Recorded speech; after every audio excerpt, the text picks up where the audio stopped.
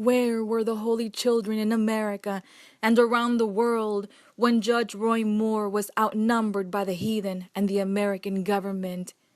He fought to keep a stone monument that he had designed and erected in honor of Yahweh and displaying the 10 Commandments. A judge is to stand for righteousness and truth. Judge Roy Moore, heaven promoted you with that title, and no one can take it away from you.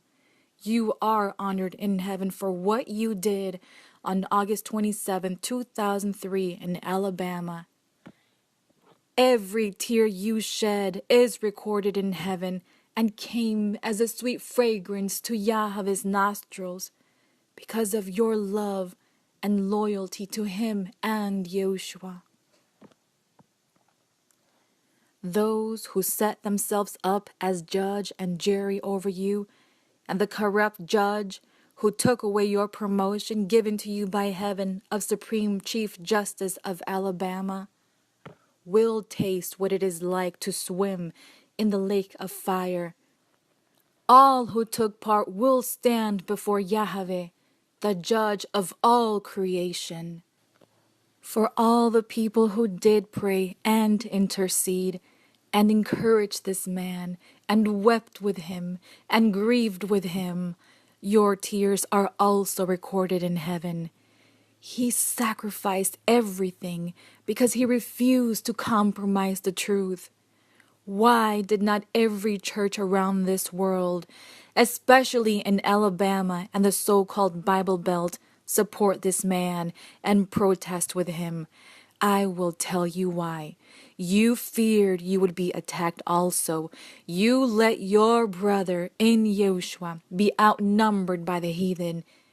You made excuses and said, well, he did break the law and not remove the monument when he was told to do so. How dare you? You were tested and you failed the test.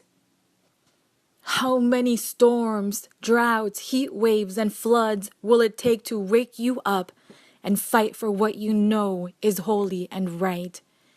Just wait until Yahweh stomps his foot and your earth quakes in fear. Just wait until famine, pestilence, and disease cover your states, and he will pray and ask why. Holy ones, encourage him.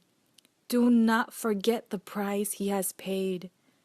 He did what so few of you would do, and that is to stand up against the crowd and speak out against what you know is evil. Homosexuality is running rampant. Children are being brainwashed at the age of preschoolers to think homosexuality and same-sex marriage are normal. What a stench in the nostrils of Yahweh the judicial and political systems have become. The churches of Babylon embrace and encourage their congregation not to speak out against sin or sinners. The organized churches have that which Yahweh calls an abomination, standing behind the pulpits and call themselves preachers. The few holy remnant in these churches are chased away or rejected and insulted. The pastors lie to the congregation and say any day can be a Sabbath and continue with the man-made Sunday. They will very soon weep for what they shall reap for teaching and doing this. John McCain is the son of Cain. I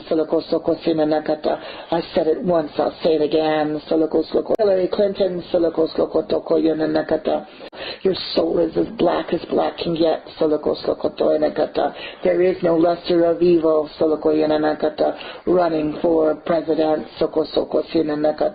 All of you are evil in my eyes. And the only hope there was, the media will not even give attention. You see, I always have a people, and they are the hidden ones. Oh, how few Judge Roy Moores I have, for they will not speak out like he does. America, oh, how different it would have been, if the one you call, Judge Roy Moore, your president, he would have been,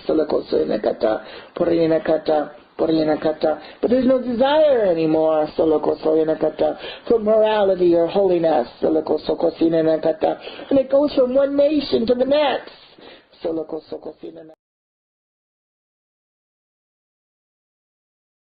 You who have denied, removed my 10 Commandments, also called the Torah, you stood by and watched without protest as a tablet of stone was removed in Alabama, without lifting up a prayer of protest, or weeping and wailing, or helping Judge Roy Moore in any way.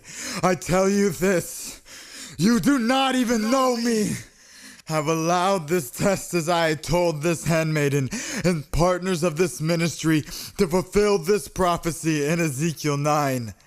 How few protested and protest even now.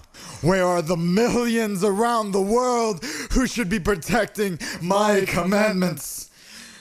Only a remnant have done so. I wrote a poem many years ago about the law of nature, about the Declaration of Independence. It's called Our American Birthright. And it kind of capitalized what the Declaration stood for in my estimation, what they were trying to say. One nation under God was their cry, indeed their declaration. For upon the laws of nature and of nature's God they built a mighty nation. But unlike mankind before them who had walked this earth and sod, these men would never question the sovereignty of God. That all men were created was a truth self-evident, and to secure the rights God gave us was the role of government. And should any form of government become destructive of this end, it was their right, indeed their duty, a new one to begin. So with a firm reliance on divine providence for protection, they pledged their sacred honor and they sought His wise direction. They lifted up an appeal to God for all the world to see and vowed their independence, forever to be free. But I'm glad they're not here with us to see the mess we're in. How we've given up our righteousness for a life of indulgent sin. For when abortion is no longer called murder, when sodomy is deemed a right, then good is now called evil and darkness is now called light. And no longer does man see a need for God when he's in full control. For the only truth self-evident is in the latest poll. But with man as his own master, we fail to count the cost. Our precious freedoms vanish and our liberties are lost. Our children are told they can't pray in school, and they teach them evolution. Why can't they see the fear of God is the only true solution? Our schools have become the battleground while all across the land Christians just shrug their shoulders, afraid to take a stand. From the grave you can hear their voices cry, the victory's already been won. Just glorify the Father, as did His only Son. And when your work on this earth is done and you've traveled where we've trod, you'll leave the land we left to you, one nation under God.